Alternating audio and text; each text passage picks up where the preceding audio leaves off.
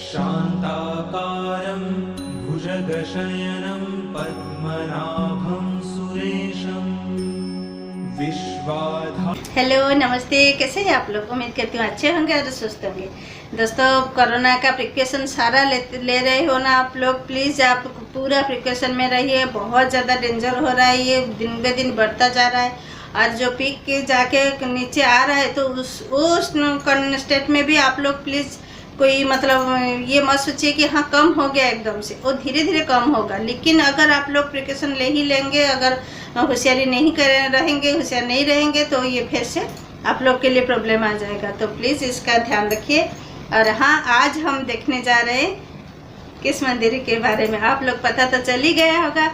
तो आज हाँ, नागेश्वर मंदिर के बारे में हम जानते हैं। आज ये जो गुजरात में है जो नागेश्वर मंदिर, उसके बारे में जानते हैं। ऐसे तो नागेश्वर मंदिर तीन जगह है जिसको मान्यता, मतलब कोई अभी तक सही में उसको नहीं जान पाए हैं हम लोग, लेकिन गुजरात को बहुत ज़्यादा लोग जाते हैं। वहाँ का जो नागेश्वर टेम्पल है वहाँ को ज़्यादा लोग मानते हैं। तो चलिए स्टार्ट कर लेते हैं।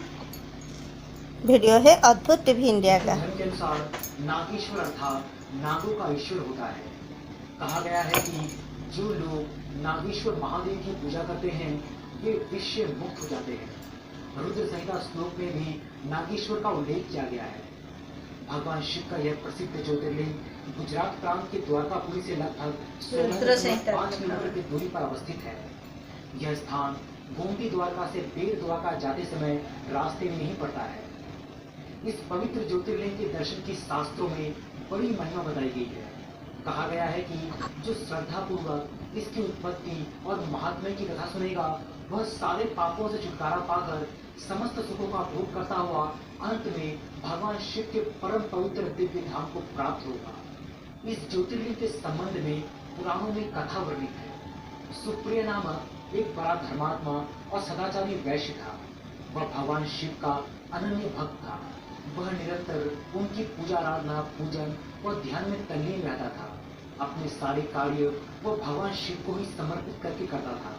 मन, क्रम, वचन से वह पूर्णतः शिवार्चन में ही तल्लीन रहता था। उसकी शिव भक्ति से दारुक नामक एक राक्षस बहुत ही क्रुद्ध रहता था। उसे भगवान शिव की यह पूजा किसी भी प्रकार से अच्छी नहीं लगती थी। वह निरंतर इस बात का प्रयत्न करता रहता था कि उस सुप्रिय की पूजा अर्चन में किस प्रकार विघ्न पहुंचे। एक बार की बात है, सुप्रिय नौका पर सवार होकर कहीं जा रहा था। यह देखकर राक्षस दारू ने नौका पर आक्रमण करके उसे बंदी बना लिया और अपनी राजधानी में ले जाकर कैद कर लिया। सुप्रिय कारागार में भी अपने नित्य नियम के अनुसार भगवान शिव की पूजा आराधना करने लगा। दारूक ने जब अपने सैनिकों से सुप्रिय के विषय में यह समाचार सुना कि वह कारागृह में भी शिव की आराधना कर रहा है, तो वह अत्यंत क्रुद्ध होकर उस कारागार में आ पहुंचा और कहने लगा, अरे दुष्ट वैश्य, तू आंखें ज्यादातर राक्षस शिव जी को ही पूजा करते हैं, मानते हैं। सोच रहा है। उसके यह कहने पर जब फायदा हो तभी मानते हैं। सुप्रिय की समाधि भंग नहीं हुई। अब तो वह दारुक राक्षस क्रोध से एकदम पागल हो उठा।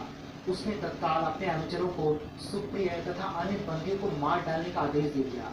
सुप्रिय उसके इस आदेश से जरा भी विचलित नहीं हुआ और भयभीत नहीं हुआ। वह एकाग्र मन से अपने और अन्य बंदियों की मुक्ति के लिए भगवान शिव से प्रार्थना करने लगा। उसे यह पूर्ण विश्वास था कि मेरे आराध्य भगवान शिव जी इस विपत्ति से मुझे अवश्य ही छुटकारा दिलाएंगे।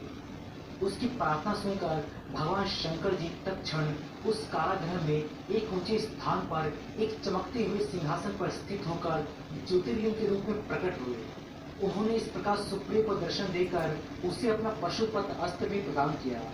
इस अस्त्र से राक्षस दारुक तथा उसके सहायकों का वध करके सुप्रिय शिवधाम को चला गया। भगवान शिव के आदेश अनुसार ही इस ज्योतिर्लिंग का नाम नागेश्वर ज्योतिर्लिंग पड़ा। आप जैसे नागेश्वर ज्योतिर्लिंग के परिसर में प्रवेश करेंगे तो तभी आपको मन मोह लेने वाले भगवान शिव की ध्यान मुद्रा में एक बड़ी ही मनमोहक अति विशाल प्रतिमा दिखेगी। यह मूर्ति 125 फीट ऊंची तथा 24 फीट चौड़ी है। मंदिर में पहले एक सभा में कितना खूबसूरत जहाँ पूजन सामग्री की छोटी छोटी दुकानें लगी हुई है। सभा मंडप के आगे तलघर नुमा गर्भगृह में श्री नागेश्वर ज्योतिर्लिंग विराजमान है। गर्भगृह सभा मंडप के निचले स्तर पर स्थित है। यह अद्भुत ज्योतिर्लिंग मध्यम बड़े आकार का है। जिसके ऊपर एक चांदी का आवरण चढ़ा रहता है। ज्योतिर्लिंग पर ही एक चांदी के नाग की आकृति बनी हुई है। ज्योतिर्लिंग के पीछे माता पार्वती की मूर्ति स्थापित है। गर्भगृह में पुरुष भक्त सिर्फ धोती पहनकर ही प्रवेश कर सकते हैं, वह भी तभी जब उन्हें अभिषेक करवाना होता है। यह मंदिर प्रातः सुबह 5 बजे आरती के साथ खुलता है। आम जनता के लिए मंदिर 6 बजे ही सुबह खुलता है। भक्तों के लिए शाम 4 बजे श्रृंगार दर्शन होता है तथा उसके बाद गर्भगृह में प्रवेश बंद हो जाता है। शयन आरती शाम 7 बजे होती है तथा 9 बजे रात को यह मंदिर बंद हो जाता है।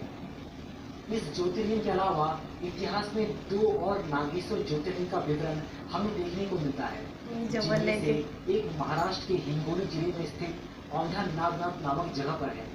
वहीं अन्य लोगों का मानना है कि यह ज्योतिर्लिंग उत्तराखंड राज्य के अल्मोड़ा के समीप जागेश्वर नामक जगह पर स्थित है। इन सारे मतभेदों के बावजूद तथ्य यह है कि प्रतिवर्ष लाखों की संख्या में भक्त गुजरात में द्वारका के समीप स्थित नागेश्वर ज्योतिर्लिंग मंदिर में दर्शन, पूजन और अभिषेक के लिए आते रहते हैं। दोस्तों, अपने जीवन काल में एक बार इस अद्भुत ज्योतिर्लिंग के दर्शन जरूर कीजिएगा। यहाँ तक कैसे पहुँचे? हाँ तो दोस्तों, कैसे लगा आपको? उम्मीद करती हूँ बहुत अच्छा लगा होगा, क्योंकि इन्होंने इतना अच्छा से समझा दिए हैं, सारी जानकारी दे दिए हैं। इतनी छोटे से वीडियो में बहुत सारा जानकारी दे दिए हैं कि मतलब नागेश्वर ज्योतिर्लिंग का मतलब क्या है और यहाँ पूजा करने से क्या फल प्राप्त होता है और यहाँ जाने का टाइम, बंद होने का टाइम, सारी जानकारी दे दिए हैं। और सुप्रिया और जो दारू का स्टोरी भी बहुत अच्छा से इन्होंने समझा दिए हैं। तो अभी कुछ एक्स्ट्रा जानकारी चाहिए आपको? मुझे नहीं लगता है कि अभी कुछ और एक्स्ट्रा जानकारी चाहिए, फिर भी मैं थोड़ा सा एक्स्ट्रा जानकारी दे देती हूँ, क्योंकि इन्होंने बहुत अच्छा से तो सब समझा दिए हैं। ऐसा नहीं है कि कोई भी एक्स्ट्रा जानकारी के लिए कोई वीडियो में कुछ कमी है। वीडियो तो बहुत अच्छा से इन्होंने बना है। ये ही नहीं, मैं जितने भी वीडियो देती हूँ सब बहुत अच्छा वीडियो आप लोग के लिए चुन के लाती हूँ। सब बहुत अच्छे से एक्सप्लेन करते हैं और बस वीडियो में ऐसा टाइम होता है, उतना टाइम में उन्हें देना होता है और इसलिए जो भी उनको सही उतना टाइम में लगता है वो ही देते हैं और बाकी जो एक्स्ट्रा जानकारी मैं आप लोग को दे देती हूँ। तो चलिए फिर आज का एक्स्ट्रा जानकारी के पास चलते हैं। आज के लिए एक्स्ट्रा जानकारी ज़्यादा कुछ नहीं, बस यहाँ जैसे कि द्वारिका बोला गया है, द्वारिका से पास है और द्वारिका से ही आपको जाना होगा। वहाँ से आपको टैक्सी, ऑटो, जो भी आपको सब ऑटो सब मिल जाएगा, बस फस सब मिल जाएगा। और ये 25 किलोमीटर द्वारिका से दूरी है। जैसे कि वहाँ का गोमूत्र घाट नदी है ना, वहाँ से सिर्फ 25 किलोमीटर दूरी पर ये पड़ता है। और सारा तो आपको जानने के लिए सारा मिल जाएगा, द्वारिका से जाना। लेकिन हाँ, एयरपोर्ट इसका ज़्यादा मतलब जो पास का है वो अहमदाबाद का है। आप लोग एयरपोर्ट से जाना है तो अहमदाबाद होकर फिर वहाँ से जाना होगा। वहाँ से भी सब कुछ मिल जाएगा आप लोग को, बस बार आप लोग गाड़ी करके भी जा सकते हो, सब वो सुविधा तो है ही। और बाकी हाँ, एक्स्ट्रा जानकारी में बाकी ये है कि ये तो 10वां ज्योतिर्लिंग है, आप लोग को पता ही होगा। जैसे कि शिव जी के 12 ज्योतिर्लिंग में से ये 10वां ज्योतिर्लिंग है। और हाँ, जो सुप्रिया और दारू का स्टोरी जो बताया गया है यहाँ, जैसे बताया गया ना कि दारू से बचाने के लिए सुप्रिया को शिव जी प्रकट हुए और ज्योतिर्लिंग के रूप में डायरेक्ट प्रकट हुए। तो वो एक उच्च स्थान बताया गया। तो वो कोई बोलते हैं ना कि वो पूरा एकदम मतलब दीवार, मंदिर की तरह चारों तरफ दीवार होके वहाँ नाग के रूप में वो प्रकट हुए थे।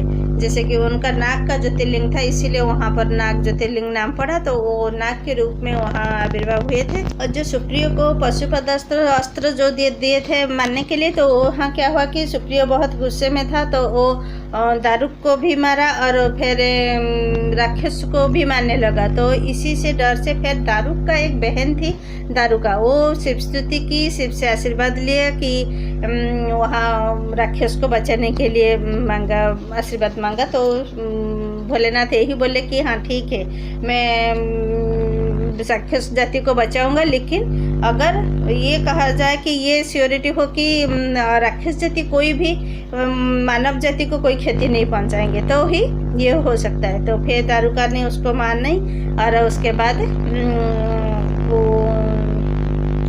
सुप्रिया ने रुक गया। तो उसके बाद क्या हुआ कि वहाँ जैसे कि राक्षस जनजाति ज़्यादातर वहाँ रहने के लिए शिव जी वो भी आशीर्वाद दिए कि राक्षस जाति का वो वासस्थान होगा। तो उसके बाद इसीलिए बोला जाता है ना, अभी भी वहाँ ज़्यादातर लोग नहीं रहते हैं वहाँ, उतना नहीं लोग रहते हैं जैसे कि रहना चाहिए, बहुत कम। ऐसे तो इंसान आज के ज़माने में बस चारों तरफ चले जाते हैं, तो ऐसा कुछ नहीं, तो लोग रहते हैं, लेकिन उतना ज़्यादा वहाँ मतलब नहीं है, बहुत कम लोग वहाँ रहते हैं। और मंदिर भी इसीलिए शाम 6 बजे तक दर्शन है और उसके बाद दर्शन नहीं है, मंदिर भी जल्दी बंद हो जाता है। और इसीलिए वहाँ रात को रहने के लिए भी कोई नहीं है, मतलब रात रुकने के लिए वहाँ कोई भी मतलब जो सिस्टम नहीं है वहाँ पर। हाँ, खाने के लिए आपको मंदिर में मिल जाएगा, मंदिर में प्रसादी मिलता है, आप लोग खरीद कर खा सकते हो, ऐसे भी हो सकता है देते होंगे, तो वहाँ मंदिर में आपको खाना मिल जाएगा, लेकिन बाकी कुछ नहीं वहाँ रहने के लिए या वैसे कुछ नहीं, तो क्योंकि वहाँ रुकना मना है।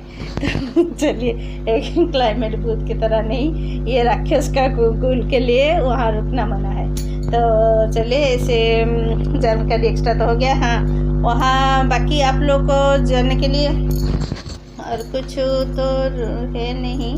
हाँ, जो एंट्री और एग्जिस्ट के टाइम में आप लोग को बहुत अच्छा खूबसूरत मंदिर भी वहाँ मिलेगा, जैसे कि शिव पार्वती जी की बहुत मतलब ये तो जो है नागेश्वर ज्योतिर्लिंग वो दर्शन करेंगे। उसके पहले जो एग्जिस्ट पहले जो आप एंटर करेंगे वहाँ पे भी शिव पार्वती जी की बहुत खूबसूरत मंदिर है, और फिर एग्जिस्ट के टाइम में भी शिव पार्वती जी की बहुत खूबसूरत मंदिर है। तो आप लोग को एक साथ 3 मंदिर की दर्शन हो जाएगा।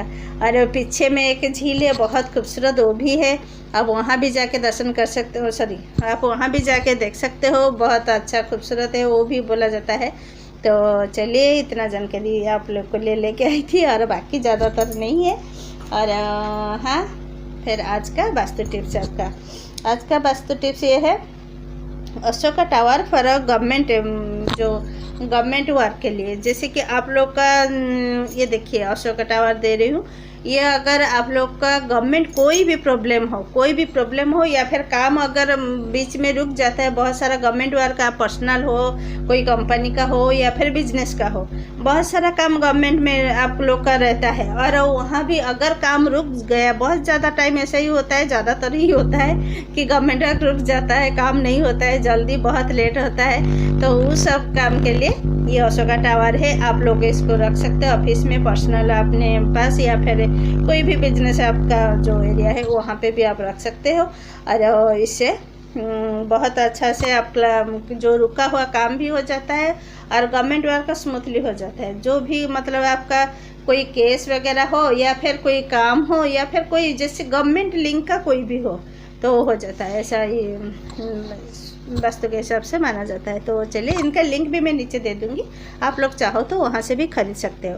तो चलिए ठीक है। हाँ, लास्ट में इतना कहूँगी, प्लीज़ आप लोग को चैनल को सब्सक्राइब कीजिए और मेरा दूसरे सारे वीडियो आप देखिए, क्योंकि बहुत अच्छा मंदिर सबका दी हूँ। आप लोग चाहो तो बहुत देखो, आप बहुत अच्छा लगेगा, ये मेरा मानना है। तो चलिए, आप लोग वो सब देखिए। तब तक फिर मैं नेक्स्ट वीडियो में मिलते हैं, तब तक के लिए बाय, टेक केयर।